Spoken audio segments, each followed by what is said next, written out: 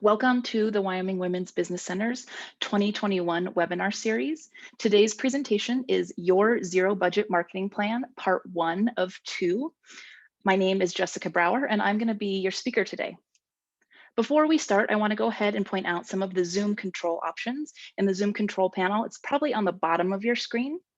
I want to call attention to both the questions and the chat function. If you have any comments or questions during the next 30 minutes today, I'd like you to use those to communicate with me. I'll do my best to keep an eye on them throughout the presentation, but there also will be some time at the end to answer any questions you may have.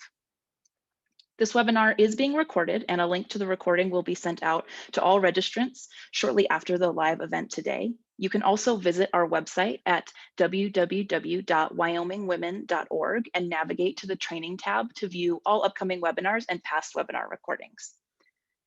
If you're watching with us live, a survey will launch shortly after we close the presentation. If you could please complete that survey, as this provides us and our funding partners with really valuable information. And just as a reminder, all participants are muted to minimize any background noise. So once again, if you have any questions or comments during the presentation, please type them into the chat box or questions panel.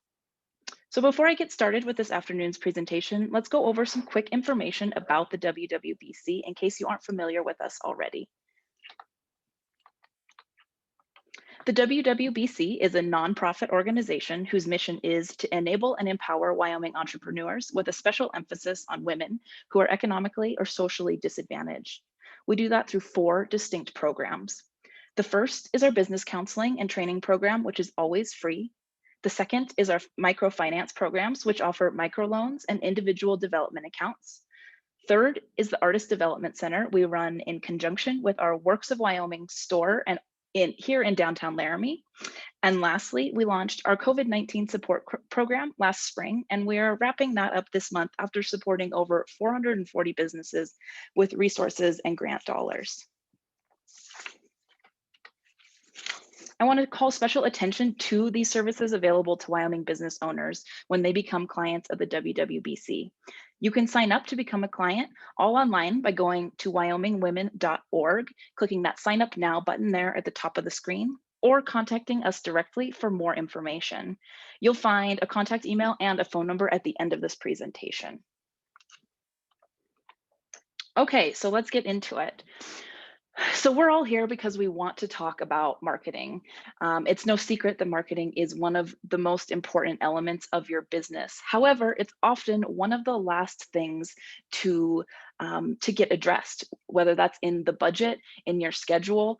I recognize you're all running your businesses, whether that's a service-based business, a product-based business, if you're a leader in an organization, you have plenty to do. So the idea of creating marketing messaging on top of all of that can often be overwhelming. And I see that in clients across the state, regardless of industry. So you're not alone there if you're feeling like this is a particularly tense topic in your business.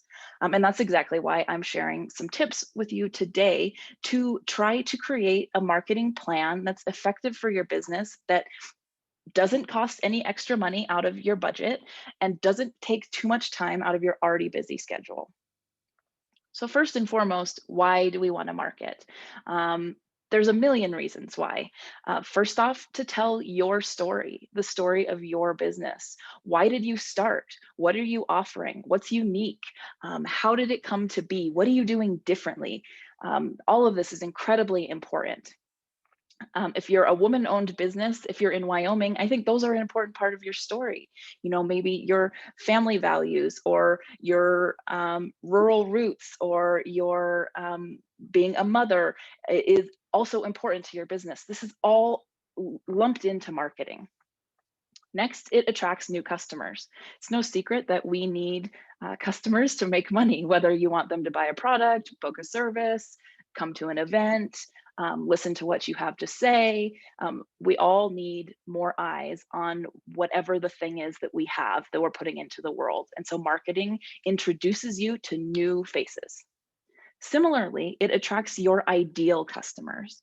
Now, this is a thing that I talk about constantly with clients. And there can be a belief that I want to market to whoever will buy from me. If you buy from me, you're my ideal customer. I love you. Thank you. And that's great. Sometimes that's how it is, especially in the beginning. But really, we want you to find your ideal customers. Who did you create your product for? Why is your product unique and special to their lifestyle or their certain need? This is going to create a bond between you as the service or product provider and them as the customer that will have a longevity and will really support you both moving forward.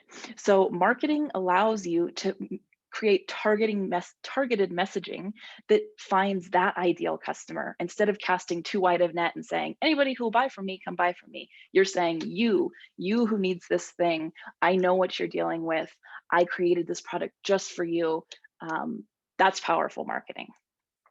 Next, it builds customer loyalty. So just like I said, in creating that really robust relationship between business and customer, you're showing them that you understand, that you created a thing just for them. And that is going to keep them on board as your business morphs and changes, as you add services or as you expand. And that's really important. It also helps you learn from your customers. So it helps you engage with them through marketing efforts. So what are they liking? What are they not liking? What are they wanting to see more of? What are they wanting to see less of? What's resonating with them? What's not?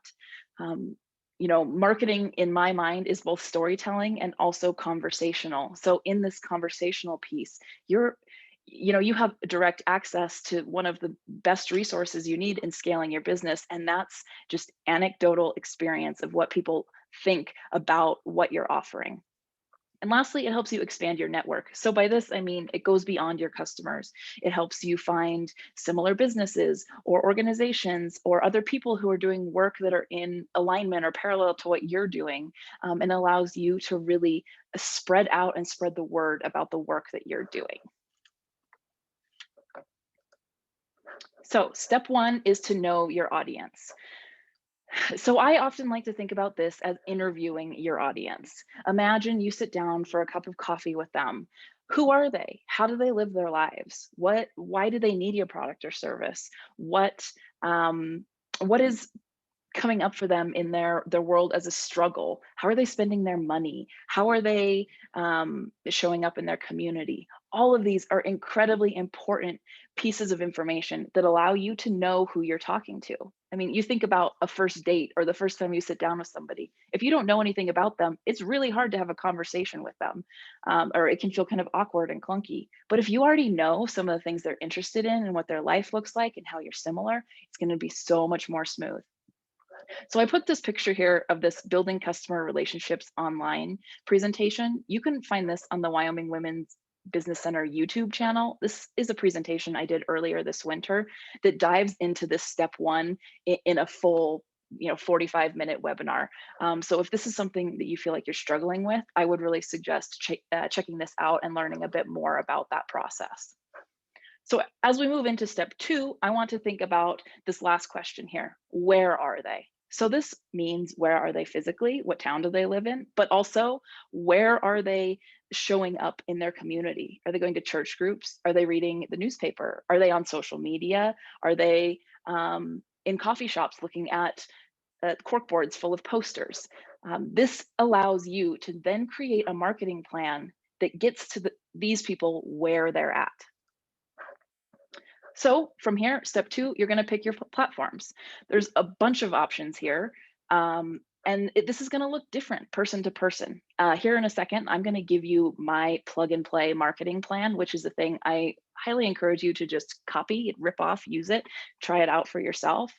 But I also want to recognize that for your business, it may look a little different because of where your customer is at. So some things to consider are in person. So things like, where are flyers hanging? Or where are you passing out flyers? If you have a brick and mortar store, is there a thing you could slip into people's shopping bag? Is there a place that you could hang posters in your community or in your store, in your restroom of your restaurant, in businesses that have a similar, that serve a similar audience to you? Things like reminders at checkout. So when somebody pays for their service or their product with you, do you have a little card there? Or do you have a list, an email collection list, where you're jotting down their email address and letting them know that you're going to stay in touch with some information that you think is going to be exciting to them? Really, this in-person section, this is all about creating that relationship that makes us loyal to a business. We all have that coffee shop we love because they know our name, they know our order. We love the music they're playing. We love when they have a new event happening. So thinking about how you can figure out how to really um, have a touch point with your customers in person is a really helpful way to amplify your marketing.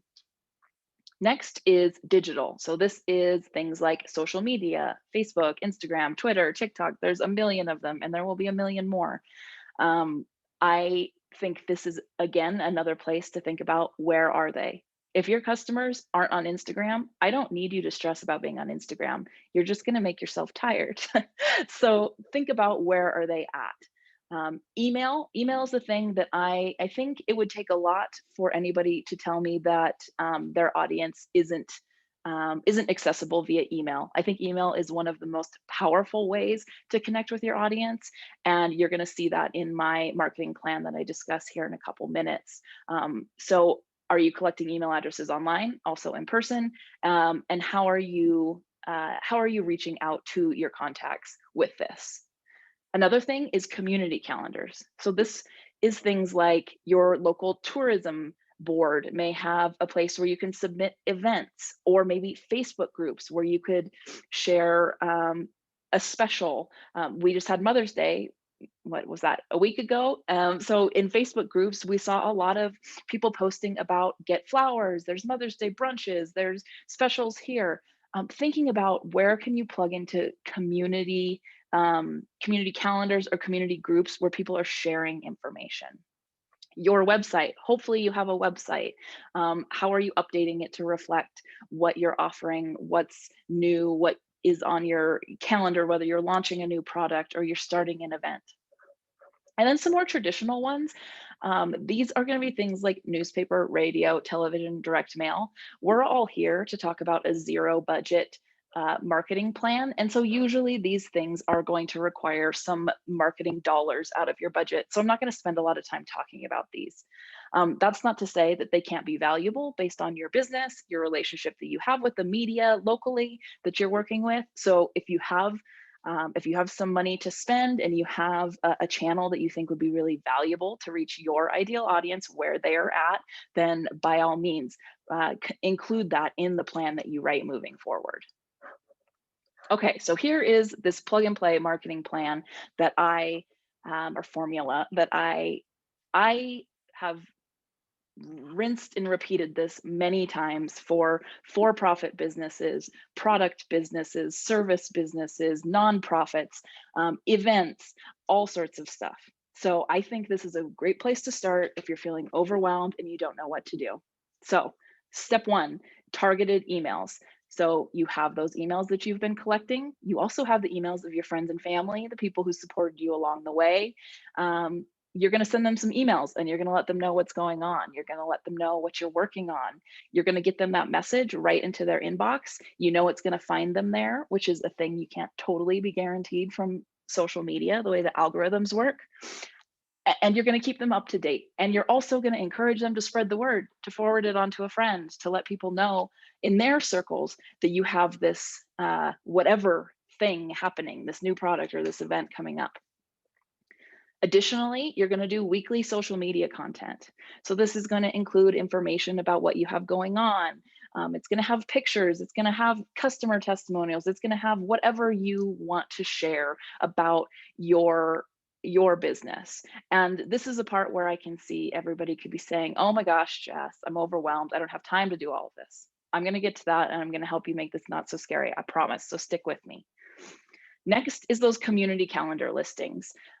So thinking, maybe that's you print off a black and white flyer with the necessary information off of your personal printer and you go hang it in your favorite coffee shops. Maybe you put it online, you submit it to your newspaper, you submit it to your local church group, you put it on some Facebook groups. You're just spreading the word. You're letting people know, hey, we have this thing, we want you to look at it. And then lastly, in-person reminders or personal asks. So this is the best kind of marketing that there ever is, regardless of what technology does. This is always going to be where the ultimate connections are made. When you tell people, oh, I saw that you really liked, this product. We have this new product launching in a couple weeks. I think you're gonna love it. Join us for our launch event on this date. Here's a little card to remember.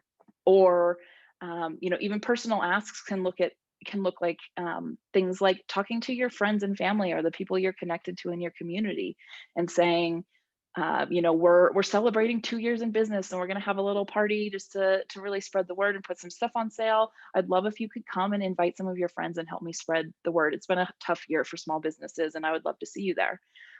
That is going to stick with people much more than a Facebook post or an ad in the newspaper. So thinking about how you can continue the conversation with people when you have them face to face. And all of these things cost $0. If we factor in printing off things to hang posters somewhere, that could, cost a little bit of money here and there. But you know what? If you don't have that, then you could just do digital stuff. So step 3, this is where we're going to talk about making it a little bit easier to combat that overwhelm. So how to write a press release. And I don't want anybody to panic here. I'm calling this a press release because that's essentially what it is.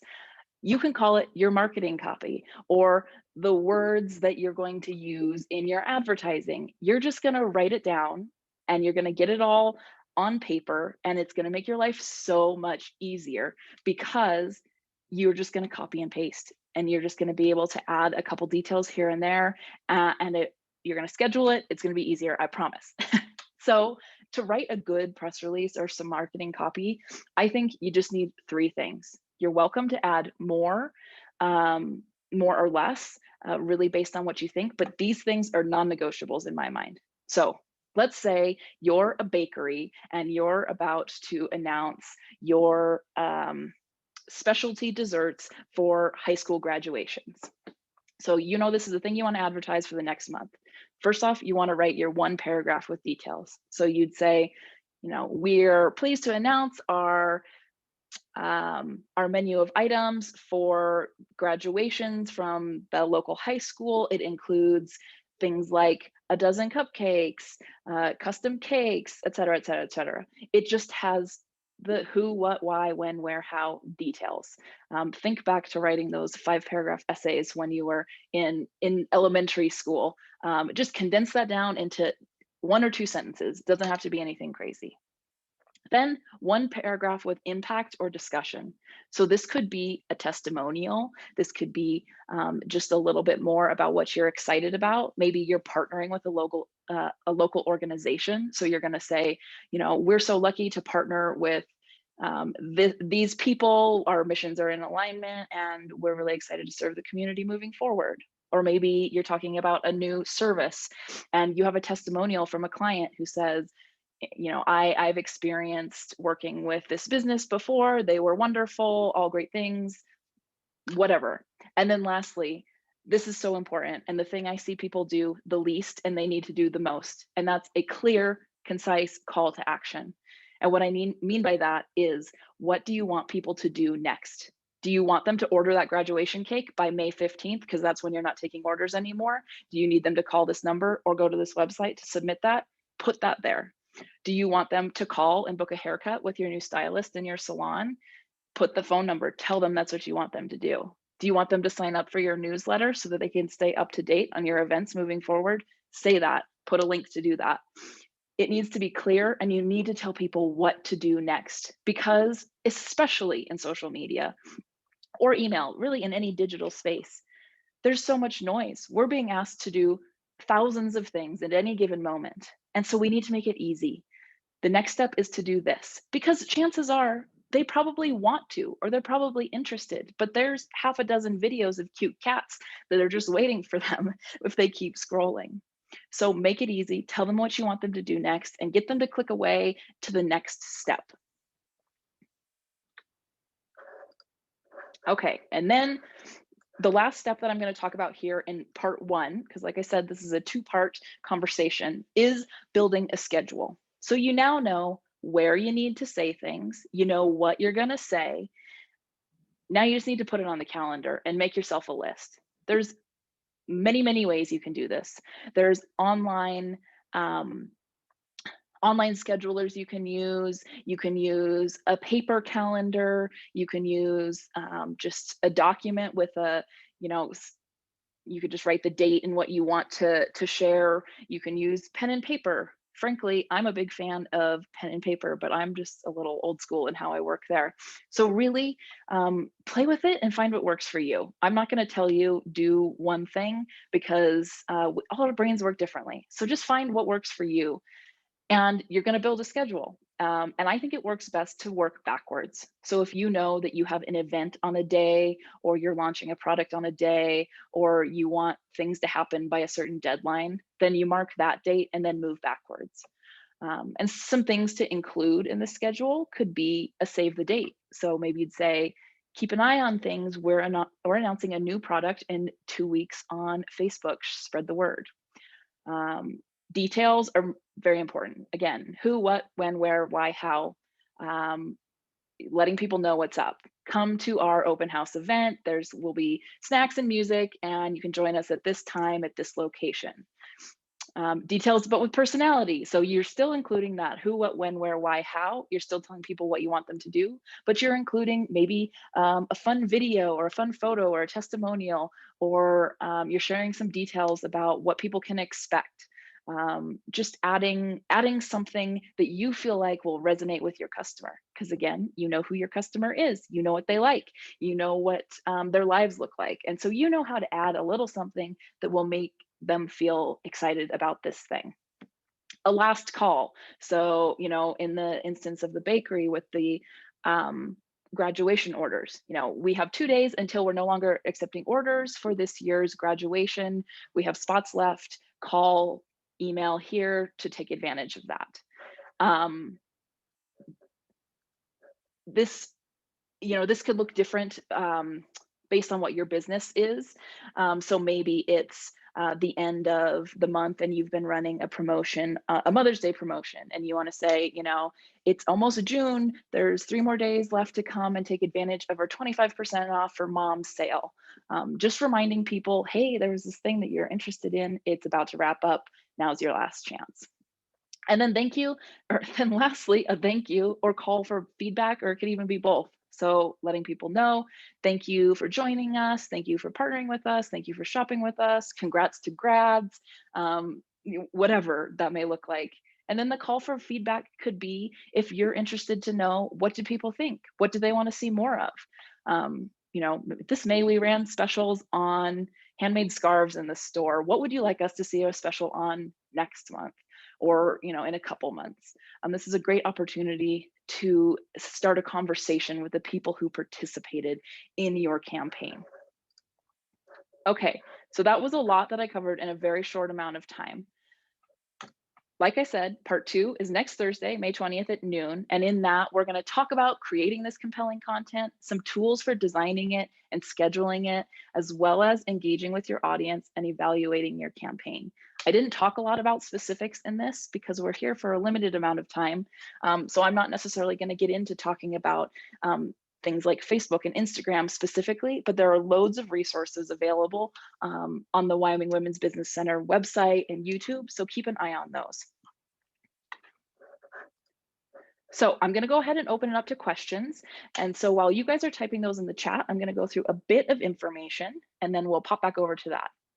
So the Wyoming Women's Business Center is made possible through several partnership agencies. The center's primary funding comes from the U.S. Small Business Administration and the Wyoming Business Council. The WWBC is so thankful for the support and guidance of its partners and looks forward to the work ahead. Here you can see some contact information for our business counselor, Jonathan Howdyshell. If you're interested in getting some individualized counseling, you can reach out to him with this contact information here. And if you enjoyed this webinar, we have lots of topics coming up, including that part 2 of this Your Zero Budget Marketing Plan. And then Christine is doing an Expressing Thankfulness and Appreciation in Your Business series throughout the month of May, which I have really enjoyed, so I suggest checking out too. So I'm just going to pop over to the questions. It doesn't look like we have much. Laura shared an article, shared an anecdote about an article in the Washington Post about sign wars where businesses were making jokes and gently ribbing each other on their signs.